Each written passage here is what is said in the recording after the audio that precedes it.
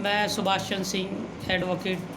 मेरा mobile number 9999438042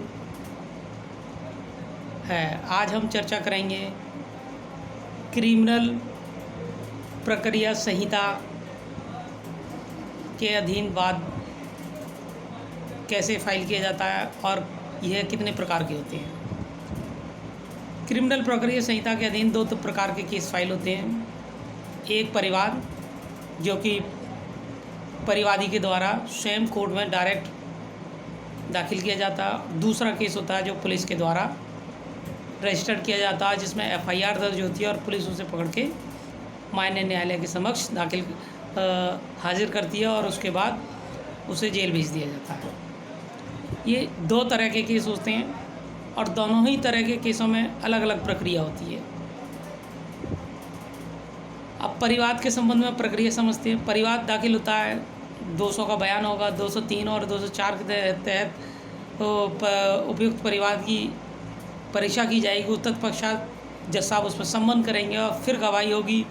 फिर उसके बाद अक्यूज़ आ जाएगा तो वो अपना जमानत कराएगा और उसके पश्चात अपना अक्यूज़ पक्ष रखेगा कि वो निर्दोष है। उसके बाद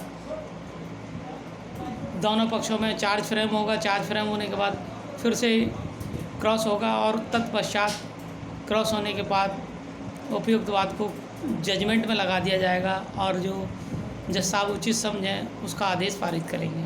इसी तरह एफआईआर में होता है। एफआईआर में सबसे पहले एफआईआर दाखिल होगी। एफआईआर दाखिल होने के बाद अभियुक्त को पकड़ के पुलिस जेल भेज देगी।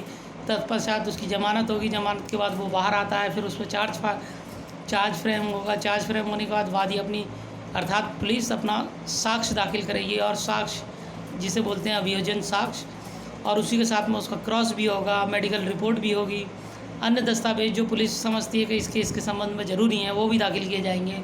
और उसके बाद में वादी अपना साक्ष्य देना चाहे तो वादी अपना साक्ष्य दे सकता है। उससे पहले माननीय न्यायालय के द्वारा 313 किया जाएगा। अभियुक्त केस पूछा जाएगा कि आप इस केस में आपने ये अपराध किया है या नहीं।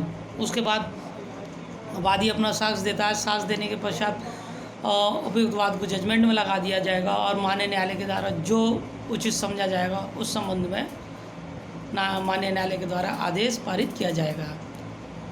धन्यवाद। उपयुक्त केस के संबंध में आगे की जानकारी बाद में दी जाएगी।